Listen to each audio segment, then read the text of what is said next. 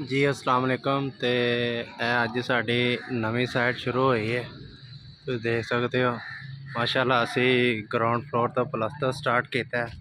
अंदर चलते हैं, असी तुहानू दिखाते हैं कि जनाब प्लस्तर की तैयारी ऑलरेडी हो रही है। चेक करो ज़रा तुम, यह सर सारा ग्राउंड फ्लोर है। माशाल्लाह काफ़ी बड़ा है, प्लस्तर हो रहा है ऑलरेडी। हाँ जी बाबर मियाँ ठीक हो? ते सही काम शाम जा रहा है ना? वेरी गुड माशाल्लाह अच्छा काम चमक रहा है यार। हाँ जी चाचा जी की हाल चाल ने? ठीक है। लो जी अलमोनीयम की चपटी नाल असी 1.5 बाई 3 की चपटी है अलमोनीयम की, फस्ट क्लास इहदे नाल प्लस्तर होंदा है। जिस तरह के एक गरमाला मारन की जरूरत नहीं दी। तुसीं देखो माशाल्लाह चाचा जी हरां ने अपना प्लस्तर चमका दिता है फस्ट क्लास तरीके दे नाल। ते चाचा जी इत्थे सीमेंट का नीरो शीरो लवा रहे जे?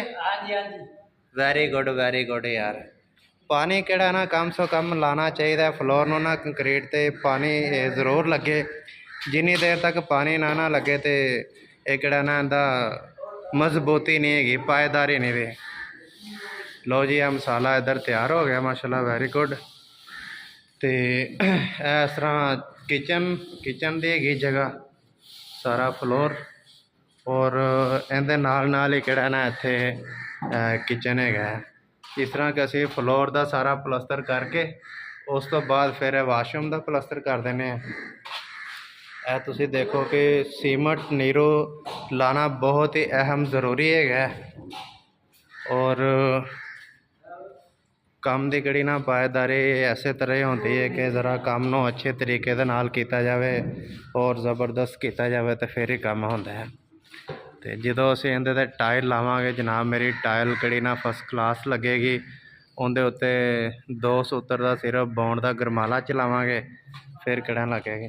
चाचा ये मारो ज़रा चपटी इधर दिखाओ हाँ सारी घुमा के भी किन्ना को कोई फ़र्क तो नहीं आ रहा। सारी ज़रा इंज करके आओ, इस तरह करके दाओ ज़रा सानू घुमा के भी चपटी किवें घूमती है। यह दूजी तरह इस तरह लम्मी, क्या बात है, ज़बरदस्त, वेरी गुड। लो जी चाचा जी हरां ने चपटी मारी है सारी, तो सारा मेरा ख्याल है ज़बरदस्त ही प्लस्तर हो रहा है। ऐसे तरह ही सारी दुनिया करती है। तो इंशाल्लाह असी ये टाइल लगा के तो तुहाडे नाल सारी डिटेल डेली बेस ते केड़ा ना शेयर करते रहा करांगे।